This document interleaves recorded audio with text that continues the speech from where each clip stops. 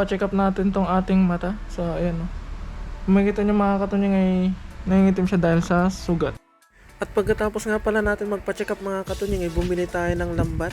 At ayun, nawan to si Boy Tunying. Di bali mababawi naman yan sa isda mga katunying. Pero syempre bagong lahat, intro muna tayo. Let's G!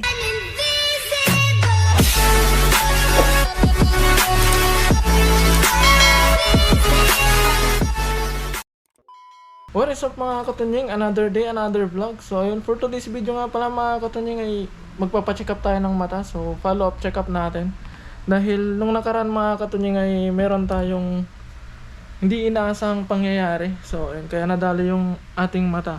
So ang nangyari pala dito mga katunying ay dahil sa insekto na ano natin sa kalsada, dahil hindi natin naisara yung visor ng ating helmet. Kaya yun, pumasok dito sa mata natin yung insekto. At mamaya ikukwento ko sa inyo mga katunying yung buong nangyari habang nasa daan tayo, dahil ngayon ikaka-out lang natin sa trabaho at pupunta na agad tayo dun sa clinic dahil 5:30 na mga katunying. Sana'y mabutan pa nating bukas. At ayun mga katunying, dahil nung nakaraan na pumunta tayo sa palengke, gabi yun mga katunying, gabi ng linggo. So pumunta tayo doon, tapos aksidenteng merong pumasok na insekto dito sa aking mata mga katunying. At ayun yung parang pagkapasok ng mga katunying ay sobrang hapdi, as in talagang mahapdi talaga, na hindi ko maimulat yung isa kong mata. Hanggang sa gabi yun magdamag mga katunying ay halos di ako makatulog dahil sa sobrang hapdi. At kinabukasan nun mga katunying ay nag-decide akong pumunta sa doktor at sinamahan ako nung manugang ng amo namin at magpa-check up. At ayun nga yung sabi nila mga katunying, yung insekto daw na pumasok sa mata ko ay isa daw sa mga dangerous insect na kapag ka daw dumapo sa balat or saan man parte ay naglalabas daw ito ng fluids mula sa kanyang katawan. At yun daw yung nagkaka parang dahilan kung bakit na-irritate yung aking mata. Sa awa naman ng Diyos mga katunying ay medyo okay na tong aking mata, medyo hindi na siya namamaga, pero masakit pa rin mga katunying at mahapdi pa rin. Kaya ipapacheck up ko ngayon dahil sabi nila ay balik daw ako ng Biyernes. Dahil nung nakaraan mga katunying talagang namamaga ito. Ipa-flash ko dyan sa screen yung pagmamaga ng aking kaliwang mata. Kaya ayun, hindi tayo makasamang makapangisda gawa ng ganito. Hindi tayo makapag-vlog ng maayos dahil sa nangyari sa atin. Pero thanks God kasi ito lang yung nangyari mga katunying. Hindi naman naapektuhan yung ating paningin, kundi yung ano lang, yung itong labas lang ng mata, tapos yung sa mismong mata ko ay namumula na sobrang pulang-pula talaga nung mga time na yun. Kaya ayun, punta na tayo sa doktor. Tapos pagkatapos ng mga katunying, bibili tayo ng lambat. Bibili tayo ng bagong lambat natin para kapag tuluyan na tayong gumaling ay meron tayong gagamitin mga katunying. Dahil yung lambat natin ay hirap na siya. I mean, talagang gamit na. Kaya kailangan natin bumili ng bago. Kaya ayun mga katunying, jump na tayo dun sa clinic. Let's G. At ayun mga katunying, so malapit na tayo. Ay, saan ba yung banda? Dito tayo. So, dito na tayo mga katunying.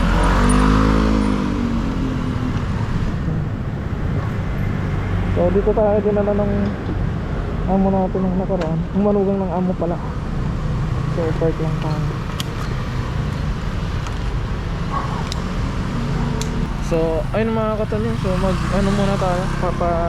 Check up muna tayo. Tapos, mamaya ay diretso tayo dun sa may bila ng lambat kung maabutan nating bukas. Kasi at ayun mga katunying, so tapos na tayo. Ito yung nilagay nila. Meron silang nilagay na ointment. At yung para tayong sinuntok mga katunying. Parang na-black ayan eh. Kaya ngayon naman mga katunying, susunod nating mission ngayong vlog na to ay pupunta tayo sa bila ng lambat at titingin tayo ng lambat. Let's see. Hindi ko natandaan mga katunying kung saan yung bila ng lambat. Nakalimutan ko. Saan kaya yun? Matagal na kasi nung bumili ako mga katunying, kasama ko pa si katropa nun. Uy, wag naman ganyanan boy. Kasama ko si katropa pa nun eh. Hindi ko alam kung saan banda. Tapos gabi yun mga katunying, kaya hindi ko halos natandaan yung pinagbilan ng lambat. Kaya yun. Ah, ito pala. So, yun. Teko, hindi ko magad sa kakataga.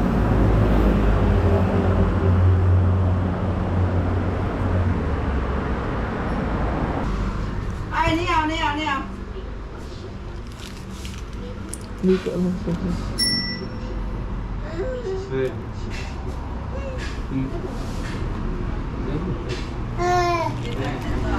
Hello.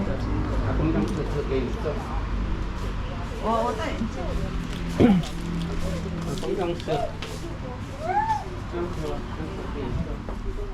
Tingin tayo. Huwag natin kunin yung masyadong malalaki yung butas.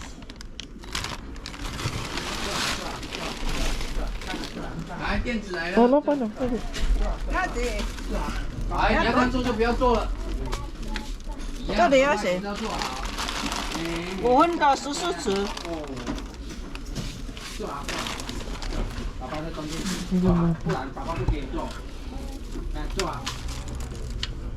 来做好，做好，做好，不能做，我要抱你哦。做好，来，哎，现在不要做了，我们抱着3步就好，不要用示范。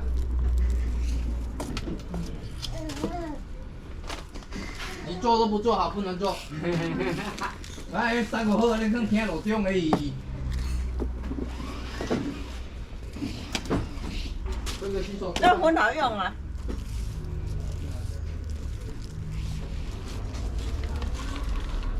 Yung mabigat to.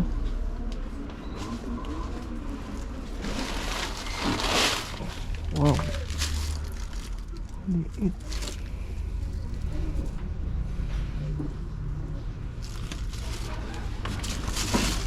Ano pa yun? At saka may yautado. 你要比较大的哦， Saka 这个比较大油啊，这个就比较大了啊，8分的啊，8分的就比较大了啊， saka to sa? 怎么那个人？ 1800啦， Hmm? 18啦，18啦，哦 1,000? 嗯，哎呀，你来看，你现在这个是偌济？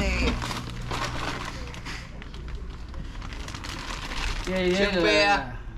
加分的12triệu，不好啦，无啦，无啦，迄个我看嘛，这分12triệu那些啊，你写啊，伊这迄个5分的14triệu，这1000啊， 1000哦，嘿啦， Ikan. 1000啊。 Ikan. 啊，你这个要收好哦。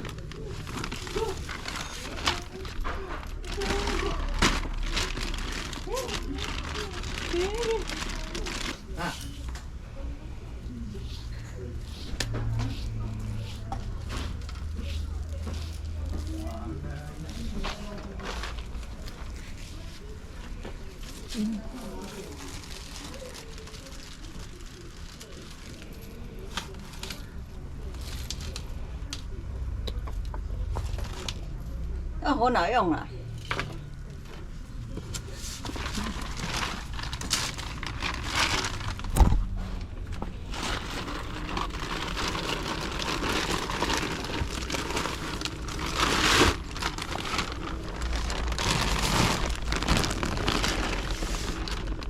这刚才那件呢？ Iyan na ba?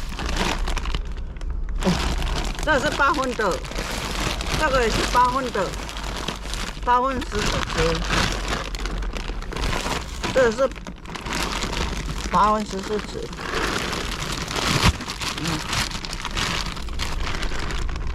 这都一样大啦。 Saka yung 啊，这个8分的，这个也8分的啦，都一样大啦，都一样。这个8分，这个也是8分的啦， Hmm. 这14尺的，这12尺的啦，啊，都一样啦。不一样。都一样啦。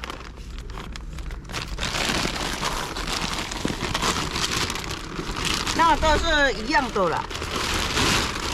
这个那个大的，嗯，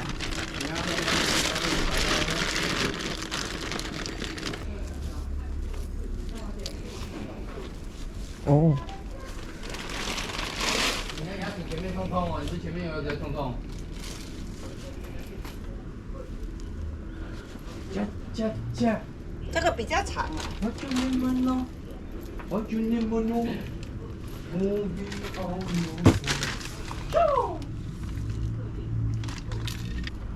我买那个，我买你买。这个， 1200。Mga katunying, 1-2 ating lambat.